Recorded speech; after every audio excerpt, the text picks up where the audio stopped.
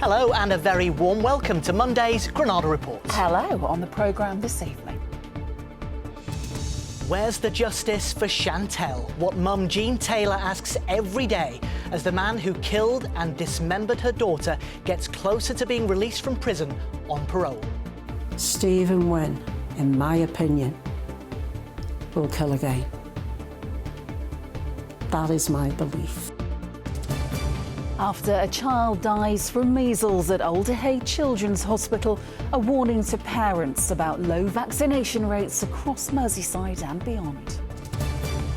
A day of pure emotion, how fans and players of Liverpool and Preston North End remembered the Red Star Diogo Jota, taken too soon. We catch up with the teacher from the Wirral who's running 10k every day for a whole year in bare feet. And the heat that's been sitting across us is being displaced by this colder plume of air that's moving in off the Atlantic with quite a bit of wind and rain coming with it. So it's all changed for the weather front, but there's a lot of information coming your way later in the programme.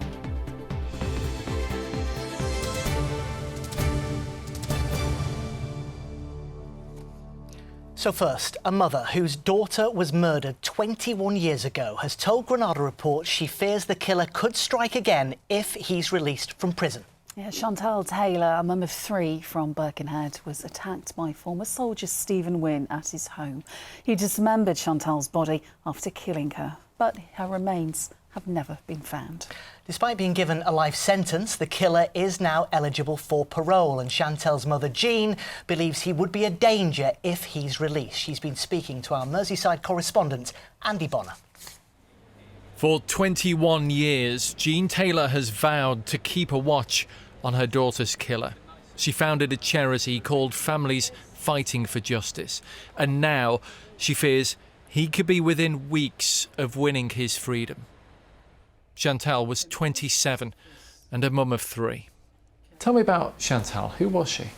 Chantel was extremely caring, relished in motherhood, adored her children. Chantel fell into drug use after her brother died and her marriage fell apart. She bumped into Stephen Wynne in Birkenhead after buying cigarettes and went back to his house. He killed her with a meat cleaver. What he did to my daughter was beyond any normal human being's imagination. He dismembered my daughter's body. I searched for my daughter up and down this country. I told her 3 children that I would not stop until I found their mummy. Wynne pleaded guilty, telling police he'd put Chantel's remains in 3 different sites, but her body has never been found. Jean's collected over 10,000 signatures, calling for the law to be tightened and the minimum term extended. No body, no remains. At your 40-year first parole hearing, no parole. Stephen Wynne is now in an open prison and goes to a hostel twice a week, with freedom to go out every 4 hours. I believe the parole board already know that Stephen Wynne is going to get parole. They've set him up to be given parole. Open prison, hostel. I believe Stephen Wynne will get parole this time.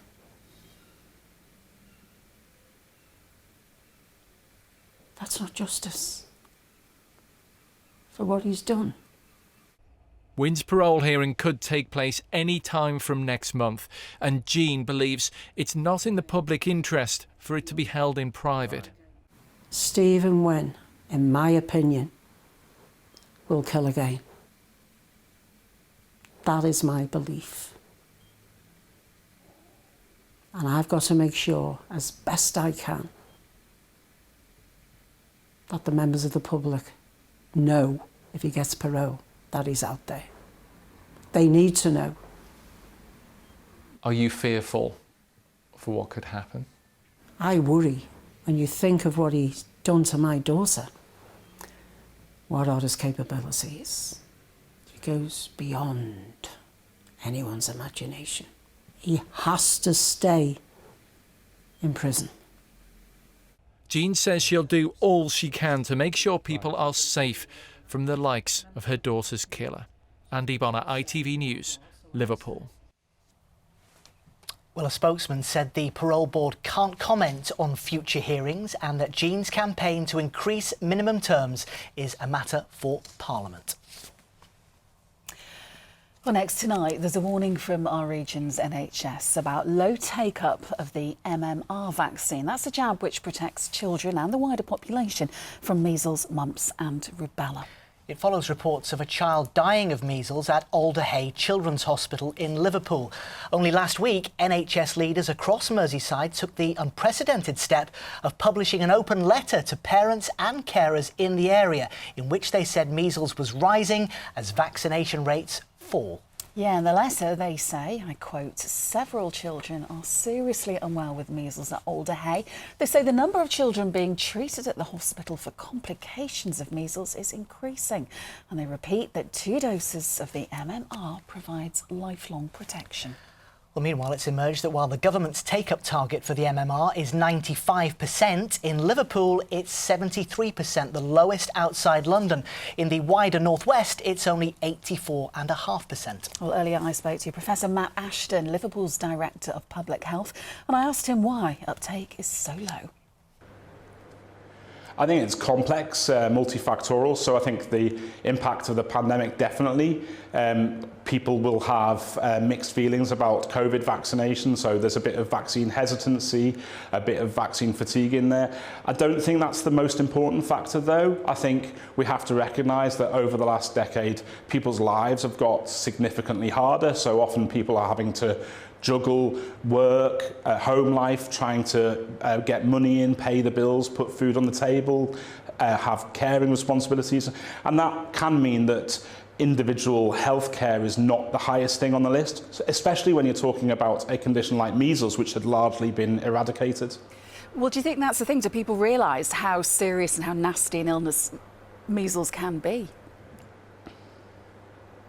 No, I don't think they do. Measles is a very nasty illness. It's also very transmissible. So one case of measles can infect 15 other people who are unprotected. The transmission period's 10 days. So when you have MMR uptake being low in the way it is in Liverpool, the potential for large-scale outbreaks is definitely there. And we know the harm that does to the individuals, particularly to the young, and if you're pregnant or have an underlying health condition. But actually, in general, if you catch measles, it's a pretty nasty condition. And then we also know that the impact of dealing with measles for the healthcare system is significant. So you have to direct a lot of resources to tidying up the outbreak, to trying to keep as many people safe as possible. And that obviously gets in the way of routine healthcare. So measles is a serious thing, and it can have a big impact on us all.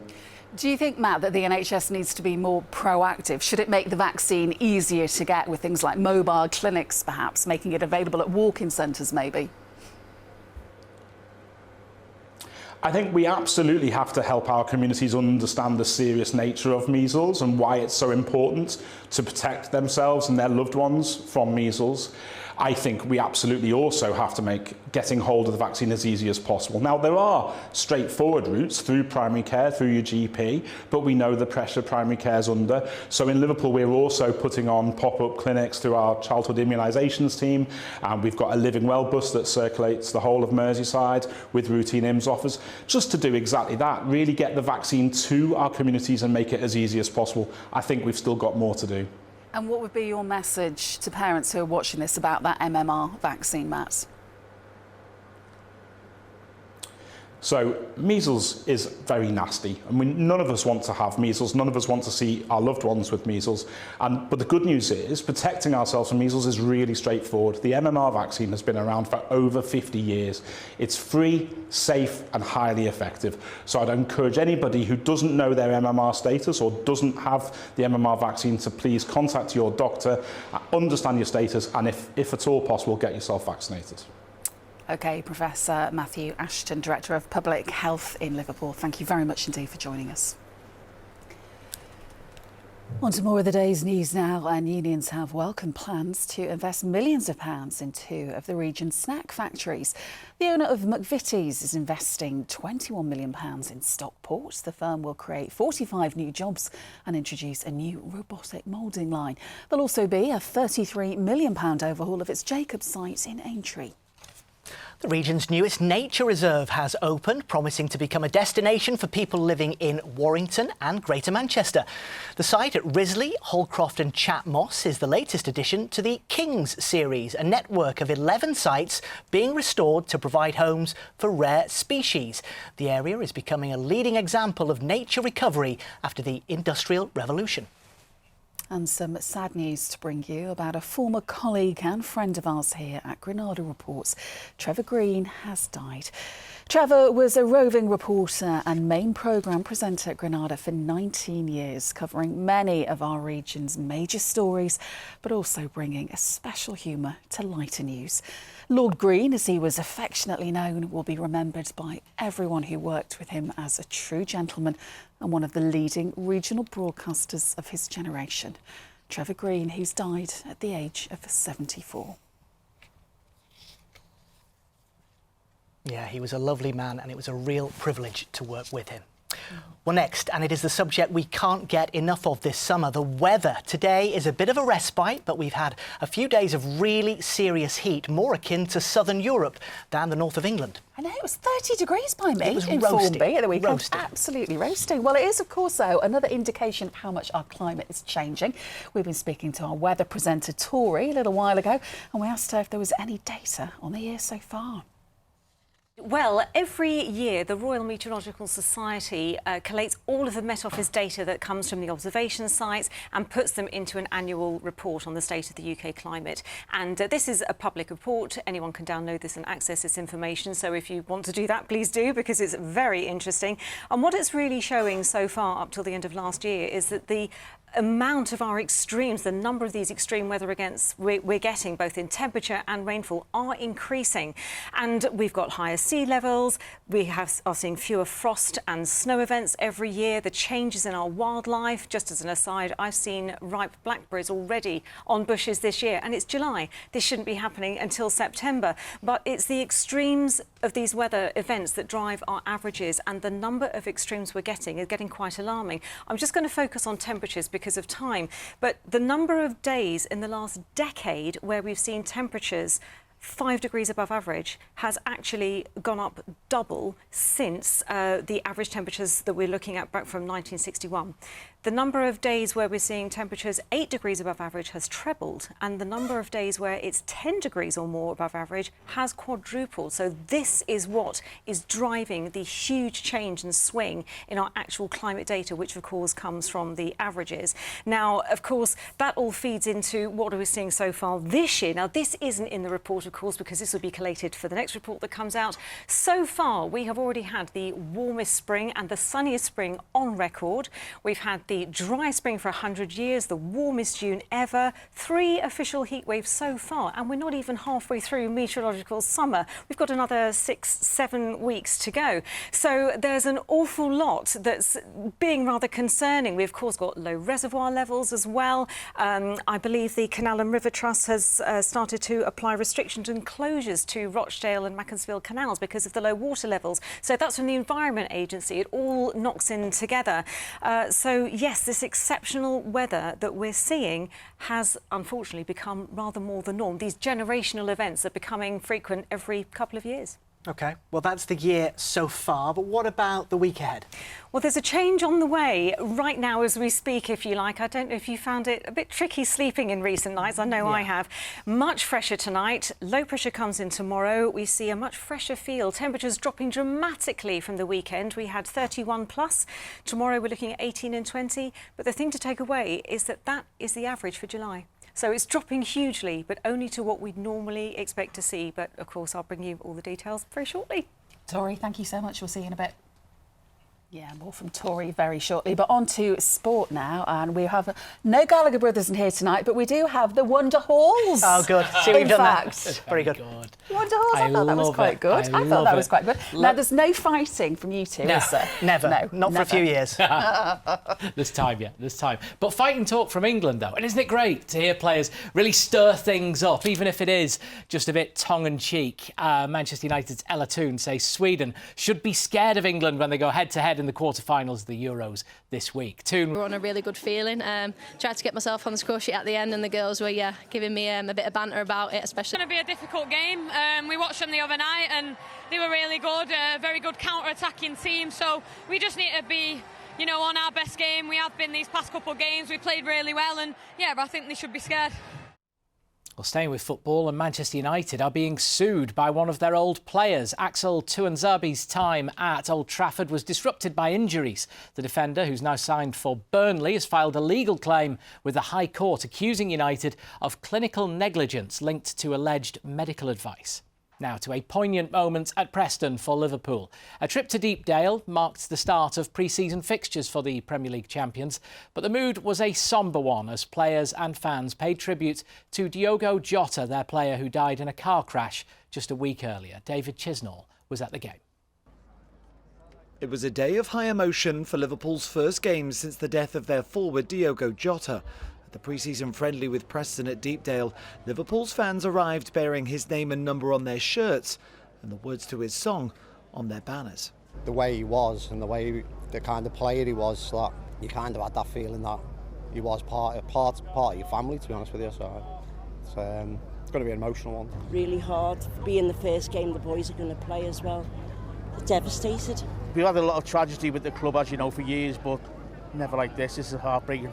It was hard to think coming to a normal shirt or wear something to pay tribute to him, and I thought the best way to pay tribute is to put him on your chest. There's something about Diogo that just got us all, and I mean the 2022 season when we got to Wembley like 3 times, I had no voice for months from singing his song like back to back to back, and just heartbreaking. Just know that he's not with us, it's just really sad. Just in disbelief really that it's happened, but have to gather as a team and move on as a fan base. Every Preston fan holds the heart out. It's not about football today, it's about showing our respect for their family. Don't know how them players are going to cope today, but God love them. He will give it all. Well, he'll live on, he'll always live on. He'll live on forever and ever. There's no way that he's not going to be forgotten. Ahead of kick-off, Liverpool's famous anthem You'll Never Walk Alone rang around the ground in memory of the 28-year-old and his brother Andre Silva, who died in a car crash in Spain 11 days ago. In his first interview since the death of his player, Liverpool head coach Arne Slot paid his own tribute to the Portuguese international and spoke about dealing with the loss. Jota was always himself, so let us try to be ourselves as well. So if we want to laugh, we laugh. If we want to cry, we're going to cry. If they want to train, they can train. If they don't want to train, they can train. But be yourself. Don't think you have to be different than your emotions tell you. The footballing world has united to pay their respects to the brothers. Preston's captain Ben Whiteman laid a wreath in front of the Liverpool end. And there was a minute's silence ahead of kick-off. Here's a chance for Darwin Núñez. Jota's teammates Darwin Núñez and Cody Gakpo both celebrated their goals with his customary celebrations as the Premier League champions won 3-1. The club has retired Jota's shirt number, and after the final whistle, a poignant collective outpouring of remembrance as Liverpool's players, staff and fans came together to honour their forever number 20. David Chisnall, ITV News, Deepdale. And today, Manchester United have paid their tributes to Diogo Jota and Andre Silva. Bruno Fernandes, Diogo Dalot and manager Ruben Amorim took flowers to Anfield and paid their respects. It's really great to see the football community pulling together. Yeah, that's a really lovely gesture, isn't it, from Manchester United. Chris, thank you very much indeed. Now, we have all been enjoying this heatwave, haven't we? But spare a thought for teacher Phil Hayward from the Wirral. Yes, as we reported back in February, for the last year, Phil has run 10 kilometres each day in his bare feet to raise money for charity. In his bare feet, did you say? Ooh, through rain and snow and intense heat, he's now raised over £12,000 for the Alzheimer's Society. And today's his last run. He'll be supported all the way by teachers and his pupils. And we can go live to catch up on Phil's final few steps as we join Paul Crone live at the finish line in Birkenhead. Croney, how's Phil doing? Well, you join us at hopefully the right point, because here he is with 50 metres to go. The teacher that has run 10Ks every day for the last year in bare feet. There he goes. He crosses the line. Phil Hayward, unbelievable. Come and stand next to me here stand behind all your lovely fans here who are here to join you. Every day in bare feet. How has it been? What sort of weathers have you gone through? It's been incredible. It's been incredibly tough. I've been through ice, snow, torrential rain. The heat's been, the last couple of days has been torturous as well, so it's been all different conditions. On average, how long has it taken you to do 10Ks? Between 50 minutes to an hour. So you've been slowing up quite a lot yeah. then, yeah. All right, you take a bit of a breather for a minute. We're going to come back and look at Phil's feet. Don't go away, Phil. No, you stay. He's off to do another lap. We're going to be talking to the head teacher here. What have you got to say about Phil? He is just an inspiration. What a man. He's been a superhero to everyone. Just showing our values of determination, resilience, humility. He's just been fantastic. And he's a lovely man into the bargain, isn't he? Right, yeah. He's all right. Paige, what do you make of what he's done? He's been truly amazing, and he's been a role model to our whole school. He has been a role model. Now, OK, tell us, first of all, show us your feet. You have no feeling in your feet, Phil, have you? No. So his feet look fine, but you lost your feeling about a few months back. Why have you done this? I've done this to a cause close to my heart, from my granddad. He sadly passed away a couple of weeks ago due to this wicked disease, Alzheimer's. So just trying to raise as much awareness as I can. And this was Roy, your granddad? Yeah. A special man? Yeah, very special. Big role model for me growing up. Like a father figure as well. So he will be proud. Hopefully, I know he's passed, but he will be so proud. What's the hardest thing about running in bare feet, apart from the fact it hurts? Just keeping going every single day. Obviously working every day, other commitments, and knowing I've got to go out and well, hasn't he done an amazing job? We've got a little bottle of something for you. There we go. And 3 cheers for Barefoot Phil. Hip hip! Hip hip! Hip hip! Thank you, Croney. Well done, Phil. What a hero. Now, for news of that break from the hot weather, here's Tori with the forecast. Why do I need a shower? I've been out in the rain. The faster you go, the sooner you'll be out. You'll save water too. United Utilities sponsors ITV Granada weather. So yes, everything is changing, losing that intense heat and humidity of recent days, feeling much fresher, at least for a couple of days this week. But it is going to be unseasonably windy tomorrow and quite a bit of rain heading our way as well. Low pressure is coming in with those strong gusty winds. We will see quite a prolonged spell of rain during the day tomorrow, but it is much needed. Having said that, it is staying generally unsettled as we go through the week. But what's happening with the temperatures? Well, let's take a closer look at the here and now, because yes, it's generally going to be fine and dry through much of the evening and a good part of the night tonight. There'll be the odd scattered shower. 1 or 2 might be a little bit sharp, but a lot of places will be dry, and it is going to feel so much fresher by the end of the night. So you'll really notice the difference, I think, trying to get a good night's sleep. But the wind picks up for sunrise onwards. Sunrise is at 4:59 and sunset is at 9:34 in the evening. And as that wind does pick up, it's going to get very gusty through the Irish Sea and drive in a lot more cloud around this low pressure, bringing in the rain, some heavy and quite persistent downpours, particularly over the hills where it'll feel quite squally as well. So more of an autumnal feeling day really than a summer one. But look at the change in the temperatures, 18 to 20 degrees generally. Now that is a massive drop from the weekend, but of course it is dropping back to the seasonal average. So respectively, it'll feel a good deal better, but this is where our temperatures should really be at this time of year. Now, that low pressure moves away, leaving behind some showers through Tuesday night into Wednesday. Wednesday looks like a quieter day, lighter winds, generally fair, highs of around 20 Celsius around the coast, a little bit warmer inland, but those temperatures hovering around the low to mid-20s as we go through the rest of the week. United Utilities sponsors ITV Granada weather.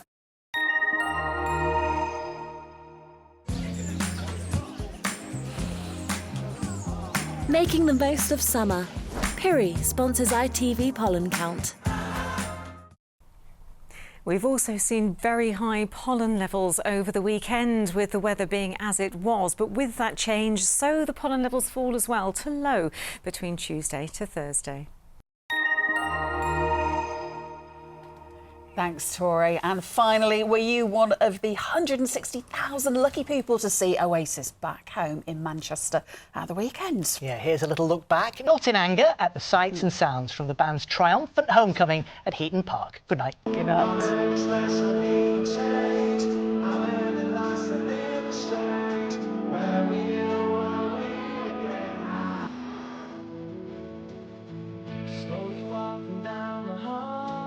Faster than a cannonball. Where were you while we were getting high?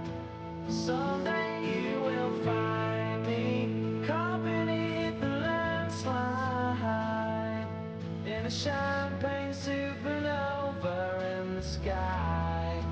Someday you will find me caught beneath the landslide in a champagne supernova, a champagne supernova in the sky.